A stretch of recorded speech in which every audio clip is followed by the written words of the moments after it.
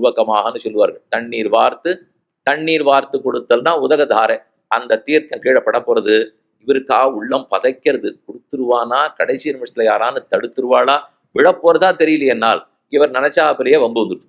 அந்த கமண்டலத்தை சாய்க்க போற சமயத்துக்கு பக்கத்துல சுக்கராச்சாரியர் வந்தார். அசுர குலகுரு. இது என்ன வந்தது விஷ்ணுன்னு இவர் தெரிஞ்சுக்கலையா?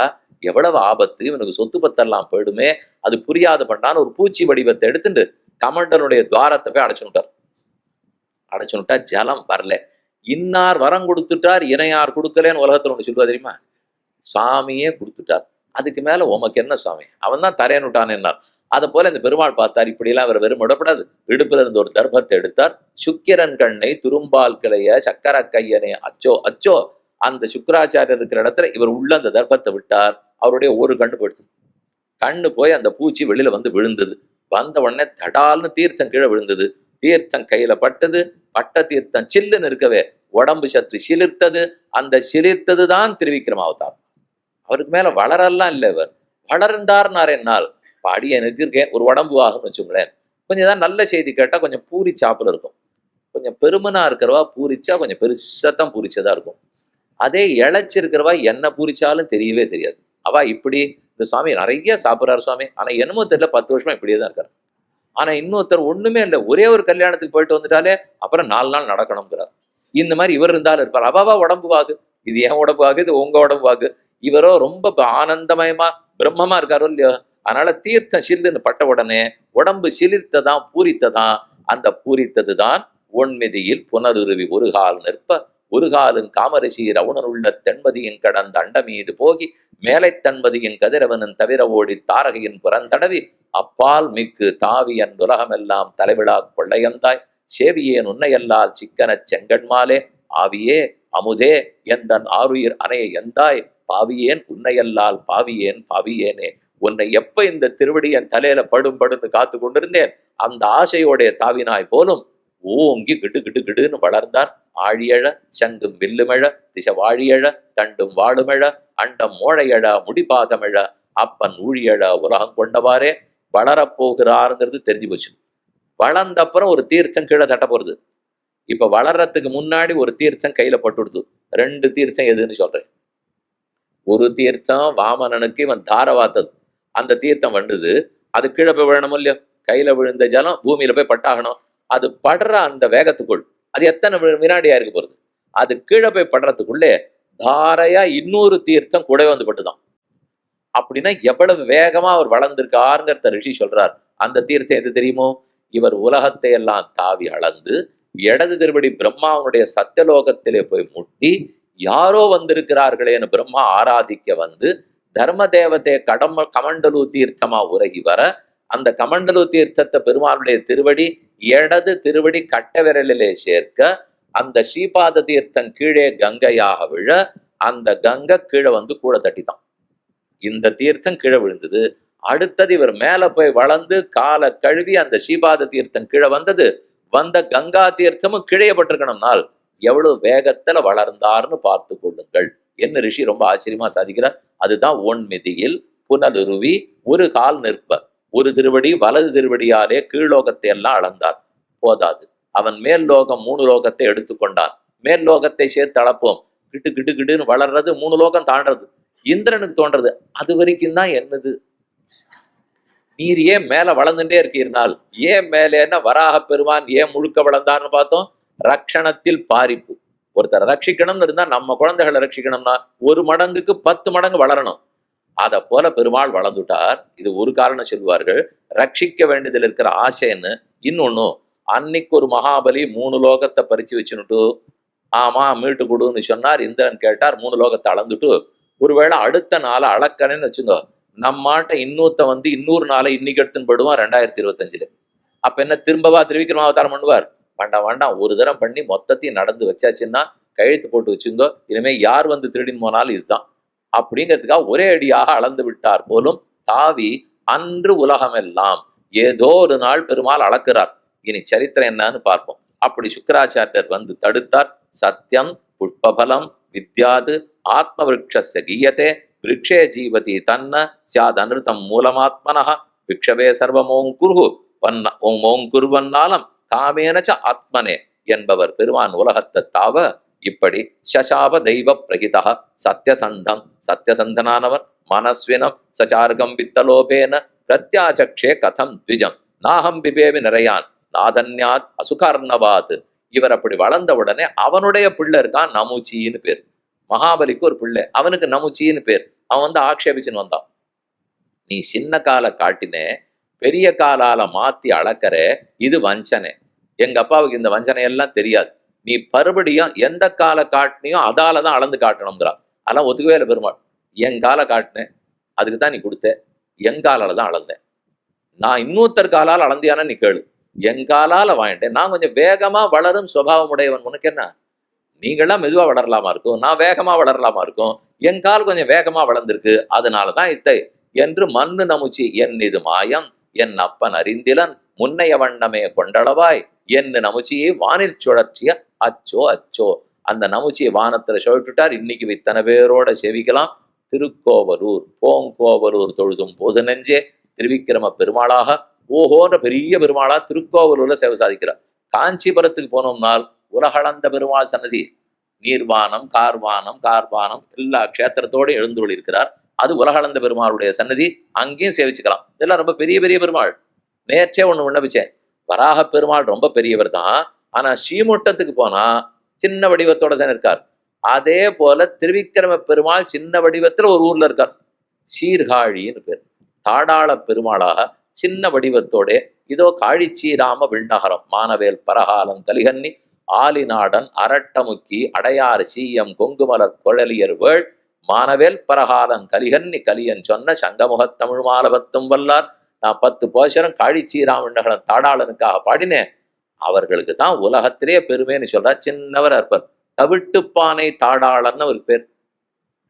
அது என்ன தாடாளன்னா தாளால் ஆண்டவன் அர்த்தம். தமிழ்ல பிரிக்கணும். தாழ் ஆளன், தாழ் கூட்டல் ஆளன் சேர்ந்தா தாடாளன் வரும். ஒன் கூட்டல் தாமரை ஒண்டாமரைன்னு வரும். அது போல தாழ் கூட்டல் ஆளன் தாடாளன் வரும். அந்த பெருமாள் தாடாள பெருமாள் காழிச்சீராம விண்ணகரம்னு ஆச்சரியமான க்ஷேத்திரம். அங்க குள்ளமா இருக்கும், அங்க பெரியவராகவே இருக்க மாட்டார். இதே திருக்கோவிலூர்ல போனீங்கன்னா முன்னாடி திருவிக்கிரம பெருமாள் இருக்கார், பிரதட்சணம் பின்னாடி போகிறச்சே அங்க வாமனமூர்த்திகள் இருக்கார். சின்ன வடிவத்தோட வாமனன் இருப்பார். எல்லாத்துக்கு மேலே கற்புடைய மடக்கன்னி காவல் பூண்ட பூங்கோவலூர் தொழுதும் போகுனஞ்சே. இந்த பெருமாளுக்கு ஆயன்னு ஒரு பேர் உண்டு. திருக்கோவலூர் ஆயன்னா திருவிக்கிரமர். இதற்கு முன்னாடி பார்சாரதி பெருமாளா வாசல்ல கோபாலனா எழுதிருக்கார். அவர் தான் க்ஷேத்திரத்துக்கு பெருமாள். அதுக்கப்புறம் அந்த கண்ணனார்ந்தவர் வாமனன்வா. வாமனாவதாரத்துக்கு பின்னாடிதான் கிருஷ்ணாவதாரம். கிருஷ்ணாவதாரத்துக்கு ஒரு தங்கம் உண்டோ இல்லையா, தலையில தூக்கிண்டு யமுனையை தாண்டிட்டு இக்கரையில அக்கறைக்கு போறச்சு. அங்க ஒரு பெண் குழந்தை பிறந்தது. அந்த குழந்தைய எடுத்துன்னு தான் வசுதேவர் இக்கரைக்கு வந்தார். இந்த ஆண் குழந்தைய அங்க விட்டுட்டு வந்தார். அவ தான் இந்த கண்ணனுக்கு தங்கை. அவ நவமியில பிறந்தவோ. இவர் பிறந்தது அஷ்டமி, ரோகிணி நட்சத்திரம், ஆவணி மாசம் ரோகிணி நட்சத்திரம், அஷ்டமி திதி கண்ணனுடையது, நவமி திதி தங்கையினுடையது. அதனால இவர் தாண்டி யமுனையை தாண்டி போயிட்டு இருந்துச்சு. அவ பிறந்தது. அவ தான் கடைசியில இந்த ஊருக்கு வந்தது. அவளை கூடவே சேர்த்து தான் திருக்கோவிலூர் பெருமாள் பக்கத்திலேயே நீங்க சேவிக்கலாம். அண்ணனும் தங்கையுமா பெருமாள் திருவிக்கிரமனா இருப்பார். அவர் தான் கண்ணன். பக்கத்துல இந்த கற்புடைய மடக்கன்னி காவல் பூண்டான துர்கா, அம்பிகா, சண்டிகா, காளி, பத்ரா என்றெல்லாம் அவளுக்கு பேர். அந்த பெயர்களோட வாசல்லே அங்கே எழுந்துள்ளிருக்கிறாள். இப்படி இவரையும் சேவிக்கலாம், பின்னாடி வாமனமூர்த்தியும் சேவிச்சுக்கலாம். அதுக்கு தான் கீழே விண்ணப்பிச்சேன். கோவில்னு போறச்சே ஒரே நாளில் 12 க்ஷேத்திரம். இப்படிலாம் போனா வேணும்னா கையில பட்டியல் வச்சு இப்படி இப்படி பச்சை பேனாவால அடிச்சுட்டு வரலாமே தவிர வேற ஒண்ணும் பண்ண முடியாது. இது என்ன, இங்க இந்த தேர்தல்னு வரும்போது அவ சாயங்காலத்துக்குள்ள 10 ஊருக்கு போனார்கள், கையசைச்சுட்டே போனார்கள்ன்ற மாதிரி ஆயிடும். நம்ம போய் இந்த பெருமாளை பார்த்துட்டு கையசைச்சுட்டு தான் வரணும். மாமி அவர் உங்க பார்த்தாரு, நீர் அவரை பார்த்தீங்கன்னா பார்த்தேன்னு சொல்ற அளவுக்கு ஆயிடும். பார்த்தேன்னு அங்கே பொருட்காட்சியை வச்சிருக்கு. சேவிச்சேன்னு சொல்லுங்க, தரிசிச்சேன்னு சொல்லுங்க, வணங்கினேன்னு சொல்லுங்க. நீங்க அந்த கோவில் பார்த்திருக்கீங்களோ நாள், அப்ப கல்லு மண்ணும் பார்த்து வந்திருக்காருன்னு அர்த்தம். இவர் ஏதோ மண்டபம் கட்டியிருக்கு, சிற்பக்கலைக்காக போயிட்டு வந்திருக்காருன்னு ஆயிடும். சேவிக்கிறதுக்காக போனதா இருக்காது. சேவிக்கணும்னா சரித்திரம் தெரிந்து கொண்டு மெதுவாகத்தான் போகணும். கார்த்தால ஒரு கோவில், சாயங்காலம் ஒரு கோவில். கொஞ்சம் நிதானமா உட்கார்ந்து என்ன பாசுரம் என்ன புராணம் தெரிந்து கொண்டு சேவித்தாத்தானே முடியும். அப்படி எம்பெருமான் திருக்கோவலூர்ல அந்த இடத்துல சேவை சாதிக்கிறார். மேல சரித்திரம் முடியறது. சசாப தெய்வ பிரகிதா ததா சுரேந்திரம் திவி தேவதா கணாக கந்தர்வ வித்யாதர சித்தச்சாரணாக தற்கர்ம சர்வேபி குணந்த ஆர்ஜவம் பிரசூன வருஷைஹி வவருஷுகு முதான்விதாக. அப்படி பெருமான் இங்கிருந்து மேல் நோக்கி வளர்ந்தாரே, அப்ப எல்லா சங்க சக்கரங்களும் ஓன்னு ஜெய விஜயீ பவ ஜெய விஜயீ பவன்னு கோஷம் போட்டுதான். அதைத்தான் நம்மாழ்வார் இந்த பாசுரத்துல சொல்றார். ஆழி எழ, ஆழின்னா சுதர்சன சக்கரம், அது இவருக்கு முன்னாடி மேல போய் ஆகாசத்திலிருந்து அப்படியே நின்றதாம். சங்கும் வில்லும் எழ, இடது கையிலேருந்து சங்கம் மேல போய் விஜயீ பவ விஜயீ பவ ஜெய விஜயீ பவ அப்படின்னு அது சத்தம் போடுறதாம். ஆழியழ சங்கும் வெல்லுமழ திசை வாழியழ, ஆங்காங்க இருக்கிற சித்தர்கள், சாரணர்கள், கந்தர்வர்கள், ரிஷிகள் எல்லாரும் விஜயீ பவ விஜயீ பவ அப்படின்னு அங்கங்க இருந்து பாடுறாளாம். அப்படி காடிக்கொண்டு உலகம் ஜெயிக்கப்பட்டது. ஜாம்பவான் அப்ப இருந்திருக்கார். ராமாவதாரத்துல வந்த ஜாம்பவான் இங்க ஒரு சரித்திரம் சொல்றார்.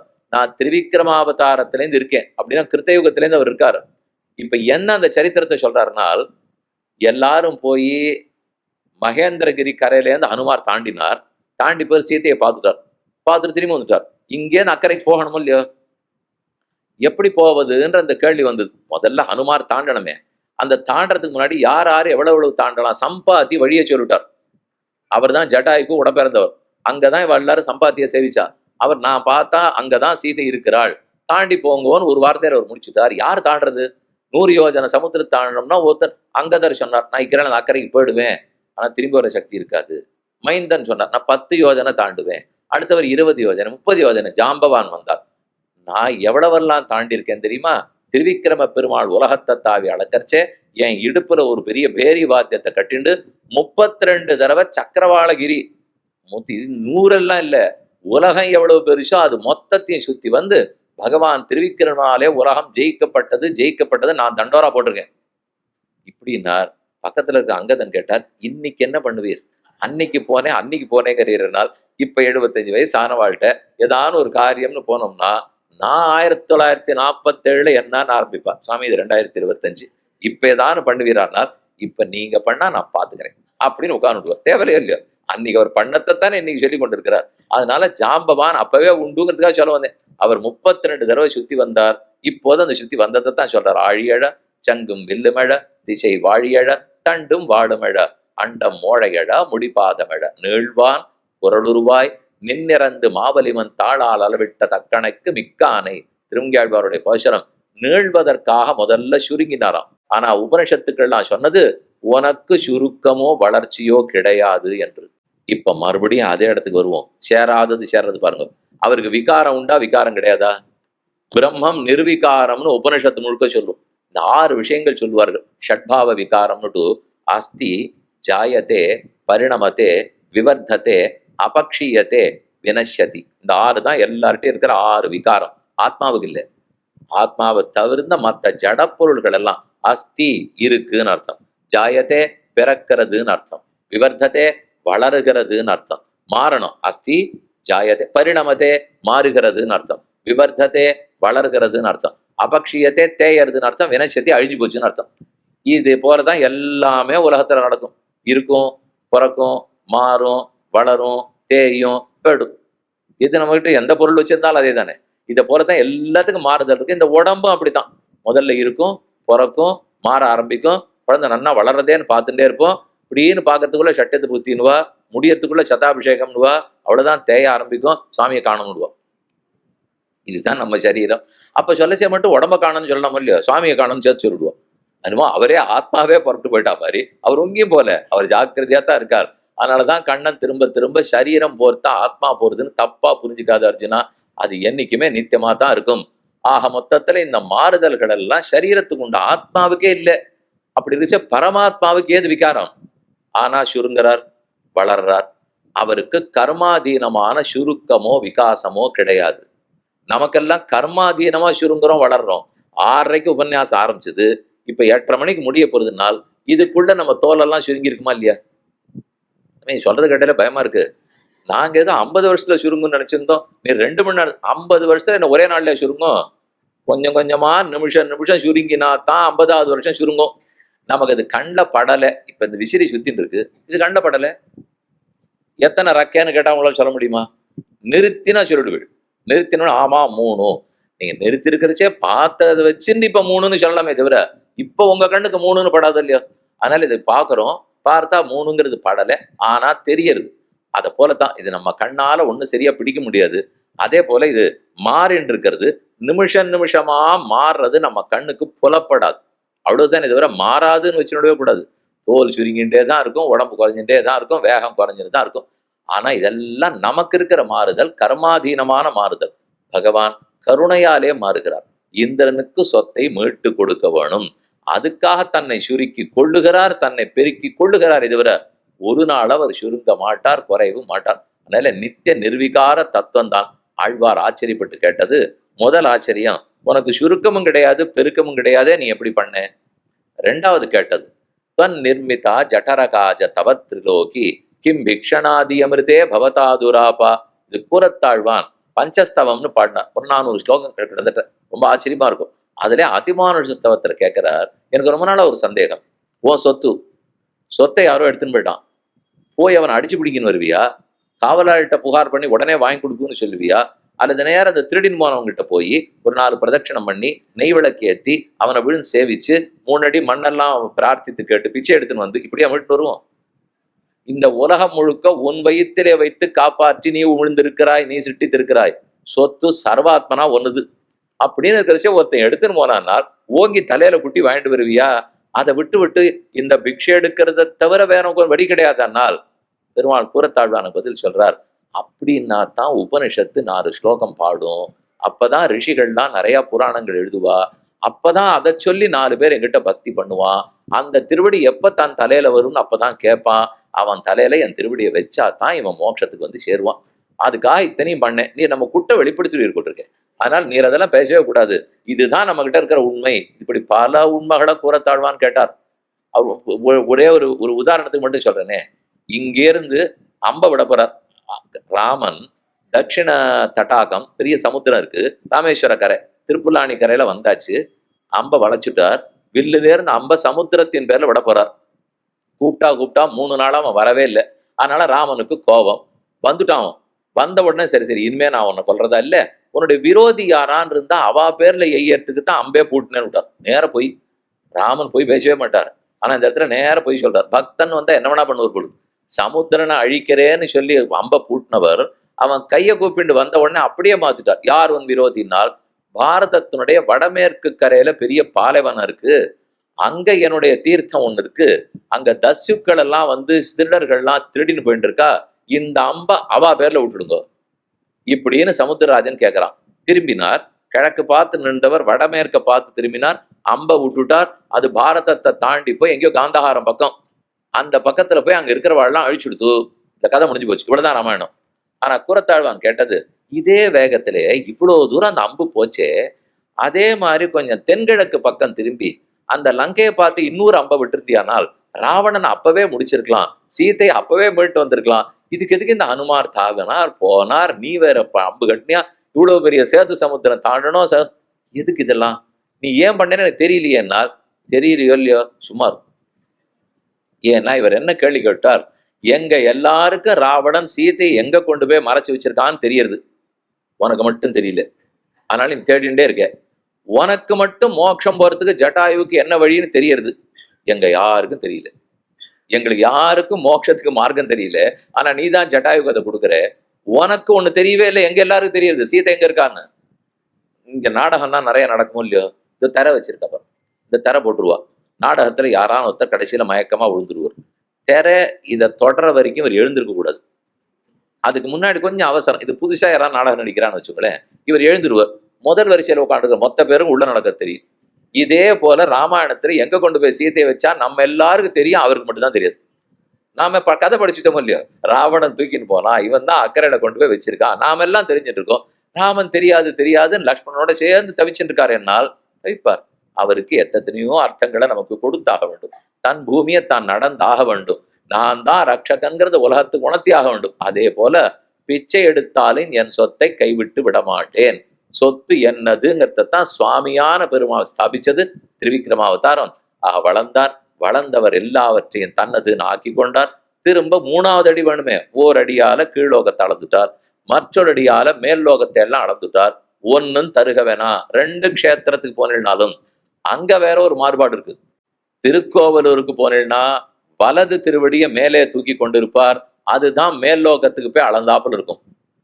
ஆனா இதே தாடாள பெருமானிடத்திலேயோ காஞ்சிபுரத்தில் உலகளந்த பெருமானிடத்திலேயோ போனால் இடது திருவடியே மேலே தூக்கி கொண்டிருப்பார். உண்மையில இடது திருவடி தான் மேல போச்சு. வாம அங்குஷ்ட பாத நகம் அக்ரம்னு தான் புராணத்துல இருக்கு. வாமங்கிறது இடது திருவடி, இடது திருவியனுடைய அங்குஷ்டம் கட்டவிரல், அந்த கட்டவிரல்ல தீர்த்தம் பட்டுத்தான் கீழே கங்கையாக பிரவகித்தது அப்படிங்கிறதுதான் புராணத்தில் இருக்கிறதுனால இடது திருவடி தான் போச்சு. ஆனா இங்க பெருமாள் திருக்கோவிலூர்ல வலது வச்சிருக்காரு என்னால் அவர் அதற்கு அப்புறம் திரும்பன்னா இங்க தோற்றினார். திருவிக்கிரமனா ஒரு தரம் உலகத்தை தாவி அளந்துட்டார்.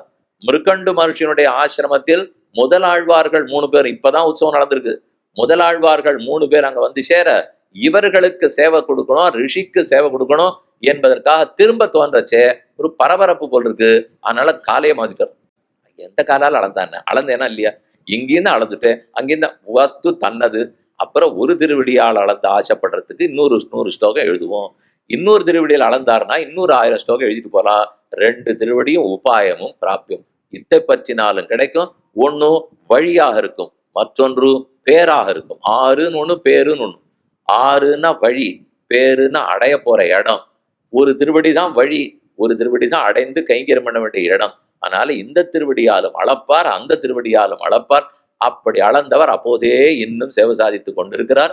இது திருவிக்கிரமாவதாரத்தினுடைய சரித்திரம். எதற்காக, ஏன் அளந்தார் அதான கேள்வி. ஏன் பெருமாள் பிளந்து கொண்டு வந்தார்? 2 சேராததை சேர்த்து காட்டுறதுக்கு நேத்தி பார்த்தோம். திருவிக்கிரமாவதாரம் எதற்காக, என்ன நமக்காக அவர் நடத்தி காட்டியிருக்காருங்கிறதே ரிஷிகள் எல்லாம் ரொம்ப ஆச்சரியமா சாதித்தது. இது பண்ணாரா இத்த பண்ணாரான்னா நிறைய விஷயங்கள்லாம் பண்ணியிருக்கார். அதிலே இன்னும் சில விஷயங்களை மட்டும் சொல்றேன். ஒன்று, அனைத்தும் தனக்கு உடைமை, தான் சுவாமி, எல்லா ஜகத்தும் என்னது அது தெரியாமல் ஆத்மாபகாரம்ங்கிற ஒரு திருட்டு பண்ணிட்டு இருக்குமா. இதான் முதல் தத்துவார்த்தம் சொல்லுவார்கள். ஆத்மாபகாரம்னா இந்த ஆத்மா பெருமானுடைய சொத்து, ஜெகத்தத்தனையும் அவருடைய சொத்து. ஆனா இது தெரியாமல் இது நான், இது என்னதுன்னு நினைச்சிட்டு இருக்கேன். எதெல்லாம் நான் நான்கிறோம் ஆத்மாவை, எதை என்னதுன்னு சொல்லுவோம், அகம்னு சொன்னா ஆத்மா, இதம்னு சொன்னால் ஆத்மாவை தவிர்ந்தது. இதம்னா இது, இது இது இது இது இது எல்லாம் அச்சேதனம். இதம்னு ஒரு சொல்லுக்கு பொருளா இருக்கணும்னாலே அது அறிவற்றதாத்தான் இருக்கணும்.